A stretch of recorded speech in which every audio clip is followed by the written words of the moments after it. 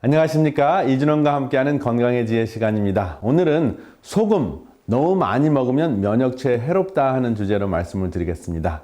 여러분, 먼저 소금 하면 어떠한 생각이 드시나요?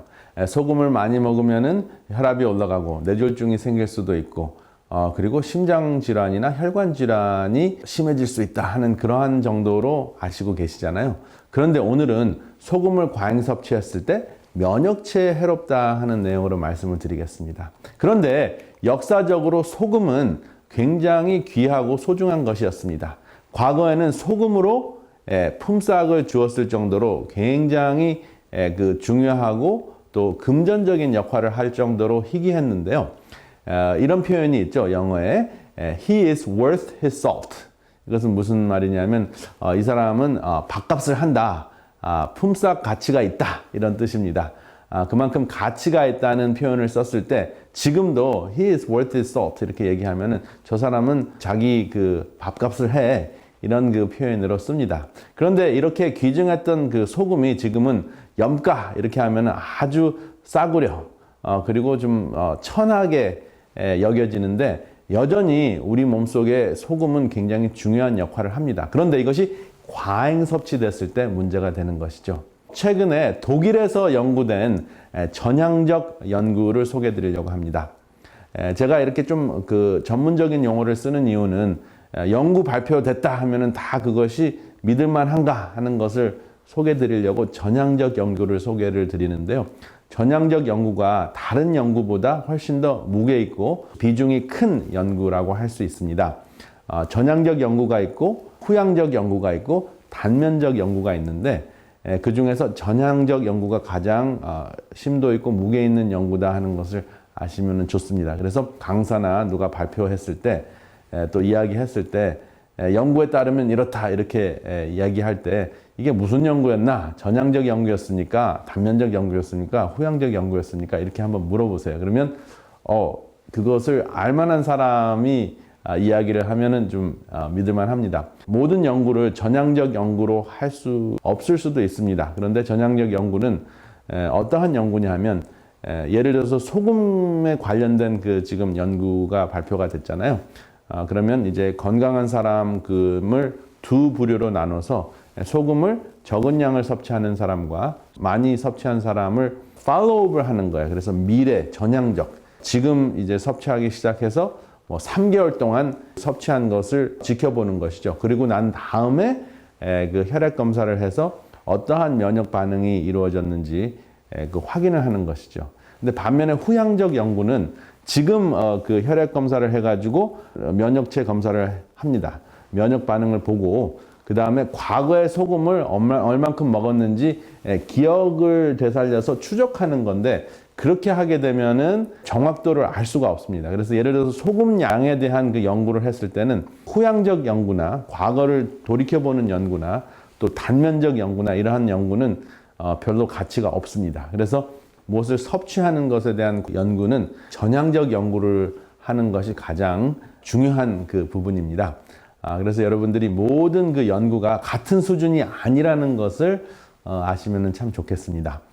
그런데 그러면 이제 구체적으로 이 연구로 들어가서 소금 섭취와 면역 반응이 어떠한 관련이 있는지 한번 살펴보겠습니다.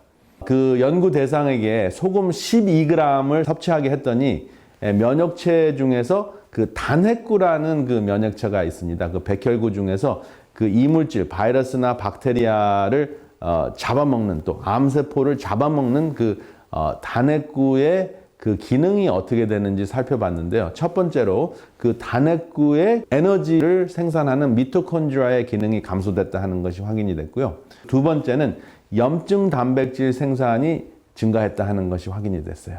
근데 대표적인 염증 단백질이 무엇이냐면 IL-6, 인터루킨-6라는 염증 단백질이 과잉 생산이 되는데 이 인터루킨-6라는 것은 굉장히 중요한 염증 단백질입니다. 이 IL-6가 증가하면은 다양한 관절에 염증이 생겨서 관절통이나 또 근육통이 생기게 하고요. 혈관 속에 돌아다니면서 혈전 현상을 일으킬 수가 있습니다. 그래서 간접적으로 이 인터루킨-6라는 면역 물질을 혈액에서 추출해서 검사를 하면 이 단백질이 간접적으로 우리 몸속에 염증이 어느 정도 일어나는지를 알 수 있게 하는 그러한 그 단백질입니다. 제가 간접적이라는 이야기를 한 것은 무엇이냐면 혈액에서 직접 뽑아서 하는 것이지만 이것이 혈액 속으로 돌아다니기 때문에 어느 부분에서 염증이 가장 많은지를 정확하게 알 수는 없습니다. 이것은 돌아다니니까. 그렇지만 이 수치가 높으면은 관절에도 이 그 염증이 높을 수도 있고 폐에도 높을 수도 있고 뭐 심장이나 뇌에도 높을 수가 있습니다. 그렇기 때문에 전반적으로 평균 수치가 높다는 것은 몸속에 평균 염증이 증가했다 하는 것입니다. 그렇지만 간접이라는 것은 어느 기관에 몸속에 어느 장기에 염증이 많이 있는지는 정확하게 알 수 없기 때문에 제가 간접이라고 표현을 했습니다. 근데 임상적으로 호흡기에 문제가 있는데 인터루킨 6라는 단백질이 증가했다. 그러면 호흡기에 염증이 많다 하는 것을 또 알 수가 있겠죠. 그래서 이 인터루킨 6라는 그 염증 단백질은 우리에게 굉장히 중요한 단백질인데요. 이 단백질 생산이 언제 증가한다고요? 소금을 과잉 섭취했을 때 증가한다 하는 것입니다. 그래서 짜게 먹는 사람이 인터루킨 6가 증가했다고 그래서 당장 엄청나게 큰 문제가 생기는 건 아니지만 이미 코로나 바이러스에 걸려 있거나 암에 걸려 있거나 심장병이 있거나 고혈압이 있거나 뇌졸중이 걸렸던 분들이 짜게 드셨을 경우에는 인터루킨 6라는 면역 그 단백질이 과잉 생산이 되면서 만성 질환이나 여러분들이 지금 걸려 있는 급성 질환을 악화시킬 수 있다 하는 것입니다. 그렇기 때문에 과학자들이 소금 섭취량을 줄여봤더니 염증 단백질이 30% 정도가 감소되는 거예요. 그러니까 소금량을 50% 줄이면 염증 단백질이 30% 감소되는 겁니다. 그러니까 소금량을 훨씬 더 많이 줄여야지 30% 이상 감소되겠죠. 그렇기 때문에 소금을 지나치게 과잉 섭취하는구나 하는 것을 알 수가 있는데 왜 12g을 선택을 했냐면 독일 사람들도 굉장히 짜게 먹는 생활 습관이 있다고 합니다. 그래서 12g 그러면은 도대체 음식량으로 따지면 어느 정도가 되느냐, 무엇과 비교하면은 우리가 이것이 이해가 될까 제가 이제 소개를 드리려고 합니다. 일반적으로 이제 과학적으로 따졌을 때 소금하고 나트륨하고 이제 좀 구분을 하시는 것이 굉장히 중요한데요. 염분 하면은 이제 나트륨을 이야기합니다. 소금을 우리는 일반적으로 소디움 클로라이드, 과학적으로는 소디움 클로라이드라고 하는데요. 염화 나트륨이라고 하는데 바로 염화 나트륨에서 이 나트륨 그 함량이 바로 짠맛을 주게 하고 그 인터루킨 6를 증가시킬 수 있다 하는 것이죠. 그런데 예를 들어서 소금 10g 정도를 섭취했을 때 나트륨 함량은 4g 정도 됩니다. 한 40%가 나트륨이기 때문에. 그런데 한국인 그 하루 나트륨 섭취량을 보니까 4,878mg, 그래서 4.8mg 정도, 반올림하면 4.9g의 그 나트륨을 섭취합니다. 그럼 4.9g의 나트륨은 WHO 세계국제보건기구에서 추천하는 2g의 2.4배 정도가 되는 거죠. 그러니까 사실은 한국 사람들은 2배 반 정도가 되는 나트륨을 섭취한다는 것입니다. 그러니까 이 2.4배 정도를 계산을 하면 소금으로 따졌을 때는 약 12g이 되기 때문에 독일에서 연구한 그 소금량과 거의 똑같이 일치되는 양입니다.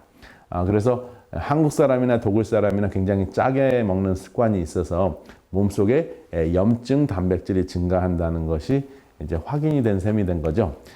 그런데 이 염증 단백질이 과잉 생산이 됐을 때 폐질환, 심장질환, 혈관응고, 뇌혈관응고를 통해서 호흡장애나 혈전이나 심장마비나 뇌졸중을 일으킬 수 있는데 소금이 인터루킨 6라는 염증 단백질 생산을 증가시키기 때문에 반드시 호흡장애나 혈전이나 심장마비나 뇌졸중을 일으키는 것은 아니지만 그럴 가능성이 있는 사람들에게 예를 들면 고혈압 환자나 뇌졸중 환자나 당뇨병 환자나 그리고 지금 코로나 바이러스에 감염된 환자들에게는 짜게 먹는 것이 치명적으로 나타날 수 있다 하는 것을 염두에 두시면 그 염분 섭취와 지금 현재 상황과 굉장히 중요한 그 연관관계가 있다 하는 것을 알 수가 있습니다.